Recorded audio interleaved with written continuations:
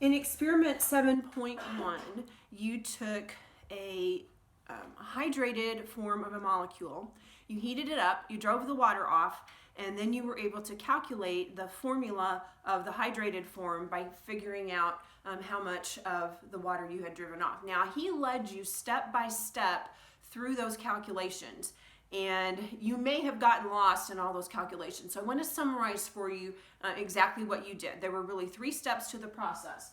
The first thing that you did was you took the mass of your anhydrous form, the form that you had at the end without the water, and you converted that to moles. Then you took the mass of the water that you drove off and you converted it to moles. So now you've got moles of an anhydrous form and the moles of water. And if you divide those 2 numbers by each other, you end up with the ratio between the 2, which then allows you to figure out what the formula for the hydrated form is. So I want to be sure that you can do those types of calculations with another type of problem here. So we're going to do, in the sample problem that's on your sheet, we're going to do a hydrated form of barium hydroxide, BaOH2. And when you calculate something where the formula has parentheses in it, what this means is that you have 1 barium, you have 2 of everything that's inside the parentheses. So I have 2 oxygens and 2 hydrogens. So when you calculate this, you're going to have 1 barium at 137.33. You're going to have 2 oxygens at 16 apiece, and you're going to have 2 hydrogens at 1.01 apiece. Okay, and when you do that, that should give you 171.35 grams per mole. Okay, so make sure that you understand what those parentheses mean. Again, I don't believe quite yet in the book has he taught you how to do this, but you will see some of these things show up on either some of the problems that I give you. You may see it show up on your test, so make sure that you understand what to do with those parentheses when you see them come up. Okay, so this is the anhydrous form. It doesn't have any water with it, and the problem tells us that barium hydroxide has both a hydrated and an anhydrous form. 25.3 grams of the anhydrous form can absorb 20.7 grams of water. And we're being asked, what is the formula for the hydrated form? So 3 steps to this. First step is we're going to figure out exactly how many moles of the anhydrous form we have. We know that we're starting with 25.3 grams of barium hydroxide. And again, always take what they give you, put it over 1, and we're going to take this and we're going to convert it to moles.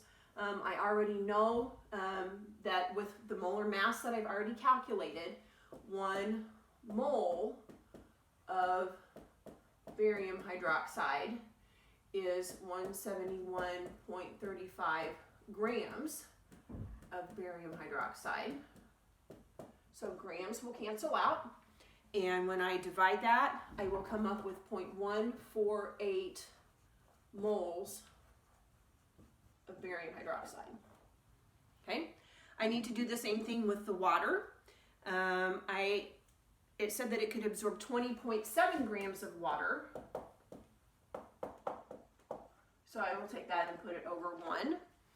If you calculate the molar mass of water, you've got 2 hydrogens and 1 oxygen, and that gives you 18.02 grams of water for every 1 mole of water. Right? Again, this comes from the periodic table, 2 hydrogens and 1 oxygen. So if I take 20.7 divided by 18.02, grams cancel out, and I will get 1.15 moles of water. Okay? So I have moles of the anhydrous form, I have moles of the water. So now if I use these 2 numbers and I divide them, that will give me the ratio of the 2. So I'm going to take 1.15 moles of water, and I'm going to divide it by 0.148 moles of barium hydroxide. And if you divide that, you get 7.77 but it's a whole number ratio, so I'm going to take that and I'm going to round it so that I have 8 moles of water per mole of barium hydroxide. And so my formula then is going to be BaOH2, so it's kind of a raised dot, times 8 H2O. And so what that means is that I will have 1 molecule of barium hydroxide, and it's forming a structure with 8 molecules of water. So this right here is the formula for the anhydrous form. Okay? So now, in the second problem that you have here, the second problem says how many grams of water could 150 grams of the anhydrous form absorb? So here we're kind of taking it backwards of what we had before. Before we were trying to calculate the formula. Well, now I know the formula because I've already found it, and I kind of have to reverse engineer it to go back and figure out how much water a certain amount could absorb. It's not really worked that much differently. I'm going to take 150 grams of the anhydrous form of barium hydroxide, and I'm going to find the number of moles just like I did before. Always take that, put it over 1. From before, I knew that 1 mole of barium hydroxide, was 171.35 grams of barium hydroxide. So grams will cancel out, and that will give me 0.875 moles of barium hydroxide. Okay?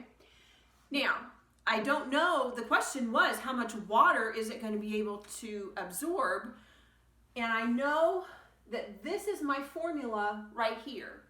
Okay, so what I need to do is I'm going to take my 0.875 moles of barium hydroxide, and I know according to the formula that for every 1 mole of barium hydroxide, it's going to pair up with 8 moles of water. Okay? That's how much it's going to be able to absorb, because that's the ratio that comes from the formula. So this will cancel out, and if I multiply that by 8, I'm going to end up with 7 moles of water. Okay? You may have been able just to look at that and go, oh, well, I know that I'm going to have 8 times the amount of water that I do barium hydroxide, and so you may have just known, okay, I have to take this and I got to multiply it by 8, and 8 times 0.875 is going to give me 7. Okay, so you may not have had to set it up exactly like this. You may have just been able to look at it and say, oh yeah, I get that, I got to multiply it by 8, and that's fine too. Okay, then this is how many moles of water can be absorbed, so I now need to convert that to grams of water. So I'm going to have 7 moles of water, and for every 1 mole of water, again, this was something that we calculated before, the molar mass from the periodic table. 2 times the hydrogen plus 1 times the oxygen gives me 18.02 grams of water.